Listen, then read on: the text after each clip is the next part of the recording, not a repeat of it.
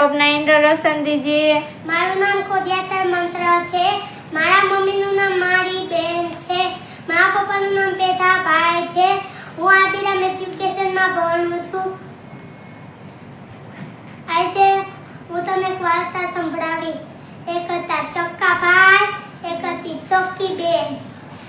ચક્કીબેન મગનો દાણો લેતા આવ્યા, ચક્કાભાઈ ચોખાનો દાણો લેતા આવ્યા। ઈ બે ખીચડી બનાવી। પછી ચક્કીબેન તો પાણી ભરવા ગયા। ચક્કાભાઈને કહેતા ગયા, ચક્કાભાઈ મારી ખીચડીનું ધ્યાન રાખજો। ચક્કાભાઈએ કીધું એ હો।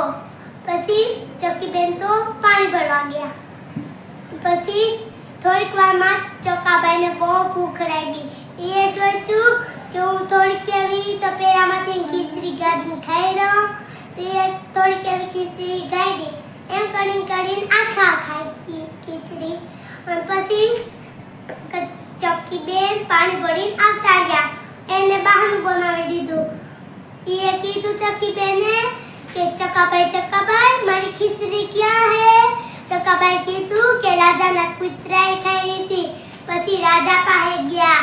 રાજાને કીધું કે રાજા તમારા કૂતરાએ અમારી ખીચડી ખાઈ લીધી। રાજાએ કીધું કે ના હવે અમારો કૂતરો કોઈની ખીચડી નથી ખાતો। તો એ કીધું ચક્કીબેને કે ચક્કાભાઈ તો કે છે।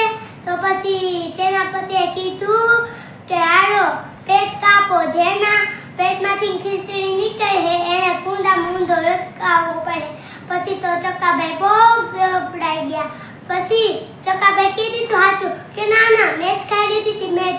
પછી ચક્કાભાઈને સેનાપતિએ કુંડામાં ઊંધો લટકાવી દીધો। પછી ચક્કીબેન તો અહીંયા કુંડે ઊભા રોતા હતા।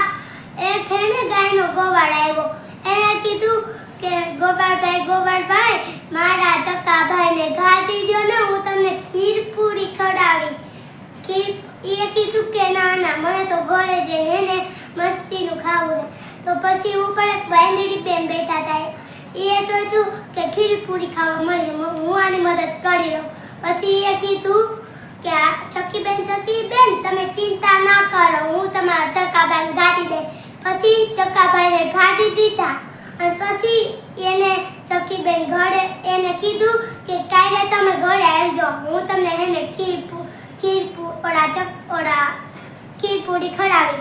પછી એક દી હવાર થઈ ગયું। પછી ચક્કીબેન હવાની ખીર બનાવતા હતા। પછી ચક્કાભાઈ ઉઠીને એની મદદ કરવા લાગ્યા પૂરી બનાવવામાં। પછી